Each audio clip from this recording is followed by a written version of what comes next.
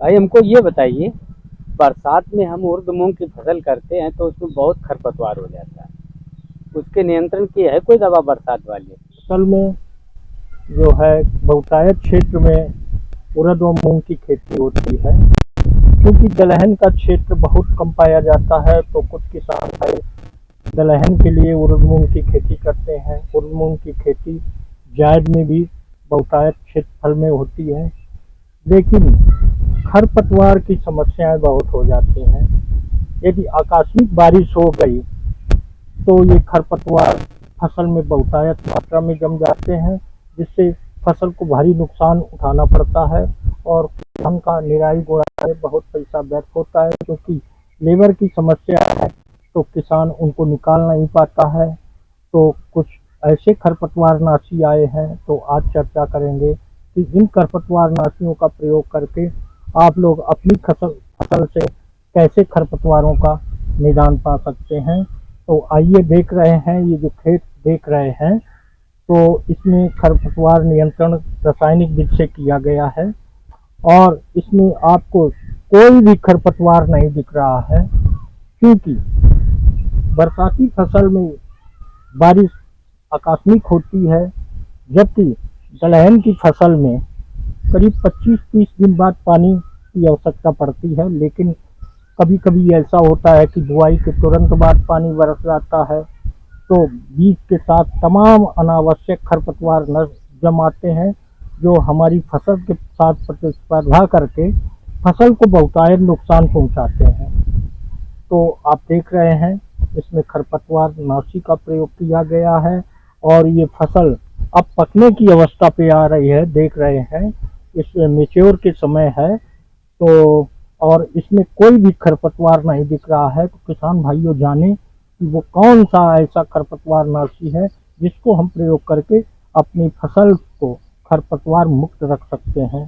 तो किसान भाइयों आपको बताते चलें कि जब आपकी फसल में खरपतवार 3-4 पत्ती की अवस्था पे हो तो इस खरपतवार नाशी का स्प्रेइंग करना चाहिए। इसके अलावा यदि आपकी फसल बारिश नहीं होती है, 25-30 दिन हो गए होते हैं और फिर आपको सिंचाई की आवश्यकता होती है, उस समय आप एक व्यवहारिक विधि बता रहे हैं, पेंडामिथलिन आता है तो उसको काफ़ी जगह बताया गया है कि बुआई के तुरंत बाद स्प्रेइंग कर दो, तो उससे बहुत कम खरपतवार खत्म होते हैं। तो ये पेंडामिथलिन एक है जो खरपतवारों के लिए फसल बुआई के तुरंत बाद इस्तेमाल की जा सकती है। और व्यवहारिक विधि है कि जब आप पहली सिंचाई करें उस समय आप जो है इसको मिट्टी के साथ मिला के बुरकाव कर दें और पीछे से पानी लगाएं तो खरपतवार जो चौड़ी पत्ती वाले हैं वो आपकी फसल में नहीं उगने पाएगी आपके। लेकिन एक बहुत बड़ी समस्या है कि बरसात में, क्योंकि ये अनावश्यक बरसात होती है, बुआई के 4 दिन 5 दिन 10 दिन बाद हो जाती है, जब फसल को पानी की आवश्यकता नहीं होती है और खरपतवार अपनी फसल के साथ उगाते हैं। तो उस समय आप लोग क्या करेंगे? तो उस समय के लिए आपको एक बहुत अच्छी चीज़ बता रहे हैं। आपको एमिजा थापर नाम की दवा मिल जाए, उसका आप खड़ी फसल पे, चाहे उड़द की या मूंग की फसल हो, उस पे आप कर्ण छिड़काव कर देंगे। और ध्यान रखना है कि जो है फ्लैट फैन नाजिल का प्रयोग करना चाहिए। तो फ्लैट फैन नाजिल से अब जब आप छिड़काव करेंगे तो जो दवा की मात्रा है, पानी का जो कंसंट्रेट है, वो सारा ज़मीन पे सीधे गिरता है। तो उससे ज़मीन से जो पौधा होता है वो प्रभावित हो जाता है और खरपतवार नियंत्रण हो जाता है। इसके साथ ये ध्यान रखें कि जिस पे डाल 15 ml प्रति टंकी के हिसाब से मिला लें। यदि आप वो केवल खरपतवार नाशी का प्रयोग किया तो इससे आपको उतनी पूरी रिजल्ट नहीं मिल पाएंगे जो हम आपको कंसंट्रेट बता रहे हैं। इस पे डाल 90, इसको 15 ml पर टंकी के हिसाब मिला लें और ये देख रहे हैं आप स्प्रेइंग हो रही है।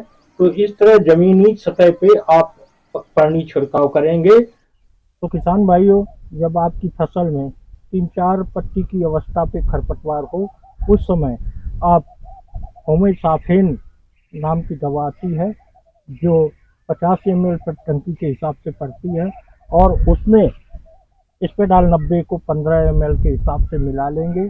और अपनी फसल में फ्लैट फैन नाजिल, ये देख रहे हैं फ्लैट फैन नाजिल है, इसका आप जो है बूम की जगह लगा लें और खड़ी फसल पे एक पानी छिड़काव कर दें। ये ध्यान रखें कि हमारे ये जो दवा का कंसंट्रेट है ये ज़मीन पे अत्यधिक पड़े और फसल पे पड़ेगी, कोई नुकसान नहीं होगा। तो इस तरह आप हेमोसाफेन और स्पेडाल 90 के साथ मिला के करेंगे तो ये जो फसल देख रहे हैं आप साफ सुथरी पड़ी है, तो इससे आपकी भी फसल साफ सुथरी रहेगी और बरसाती जो आप उड़द मूंग की खेती कर रहे हैं वो अच्छी और बम्पर पैदावार रहेगी, खरपतवार मुक्त रहेगी